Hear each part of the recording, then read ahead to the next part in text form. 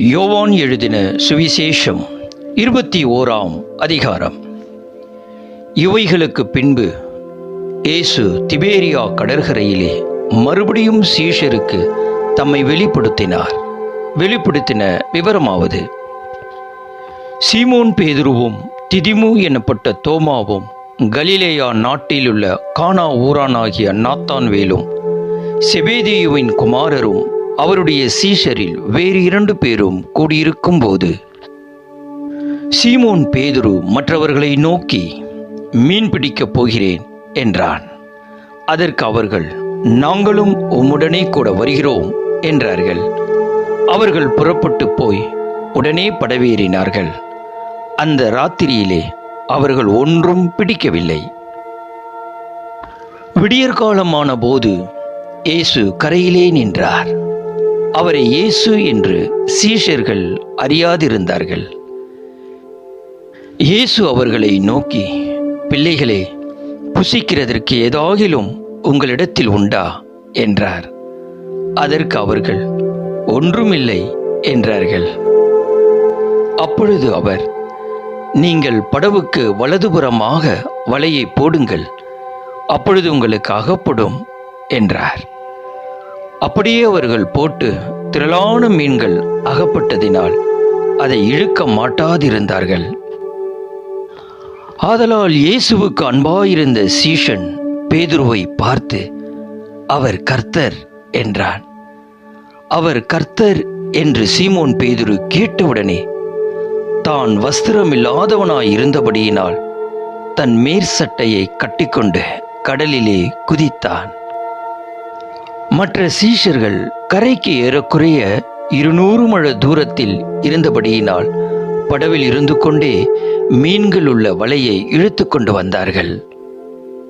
அவர்கள் கரையிலே வந்திறங்கின போது கரிநெருப்பு போட்டிருக்கிறதையும் அதின்மேல் மீன் வைத்திருக்கிறதையும் அப்பத்தையும் கண்டார்கள்.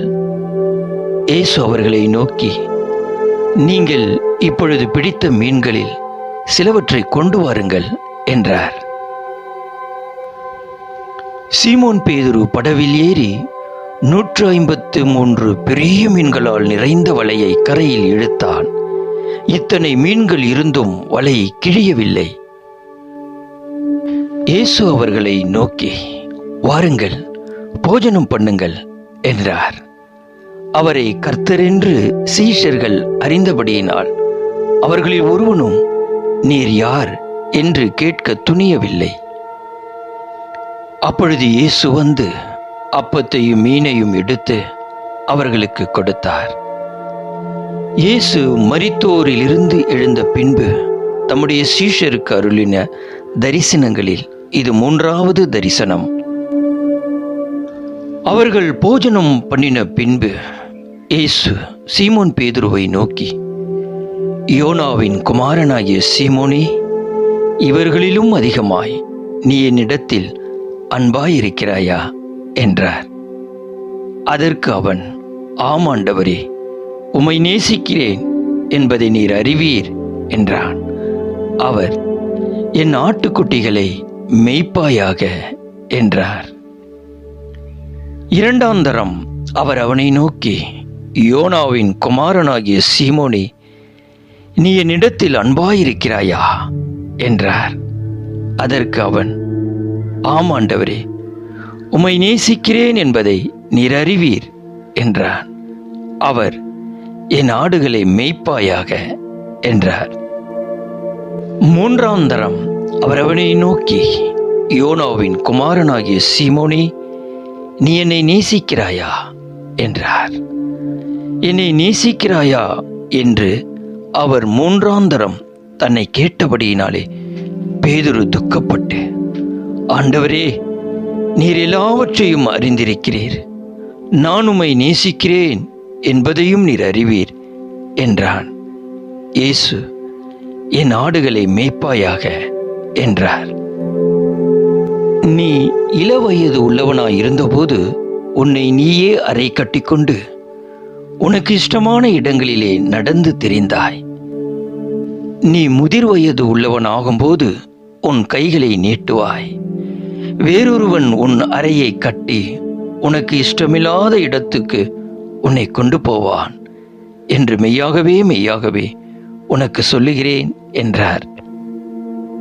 இன்னவிதமான மரணத்தினாலே அவன் தேவனை மகிமைப்படுத்தப் போகிறான் என்பதை குறிக்கும்படியாக இப்படி சொன்னார். அவர் இதை சொல்லிய பின்பு அவனை நோக்கி, என்னை பின்பற்றி வா என்றார். பேதுரு திரும்பி பார்த்து இயேசுவுக்கு அன்பாயிருந்தவனும் ராப்போஜனம் பண்ணுகையில் அவர் மார்பிலே சாய்ந்து, ஆண்டவரே, உம்மை காட்டிக் கொடுக்கிறவன் யார் என்று கேட்டவனுமாகிய சீஷன் பின்னே வருகிறதை கண்டான்.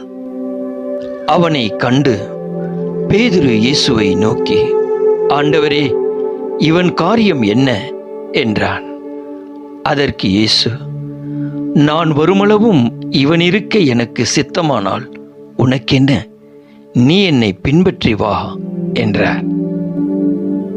ஆகையால் அந்த சீஷன் மரிப்பதில்லை என்கிற பேச்சு சகோதரருக்குள்ளே பரம்பிற்று.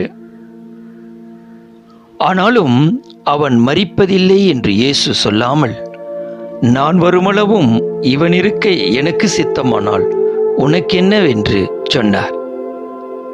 அந்த சீஷனே இவைகளை குறித்து சாட்சி கொடுத்து இவைகளை எழுதினவன். அவனுடைய சாட்சி மெய்யென்று அறிந்திருக்கிறோம். இயேசு செய்த வேறு அநேக காரியங்களும் உண்டு. அவைகளை ஒவ்வொன்றாக எழுதினால் எழுதப்படும் புஸ்தகங்கள் உலகம் கொள்ளாதென்று எண்ணுகிறேன். ஆமேன்.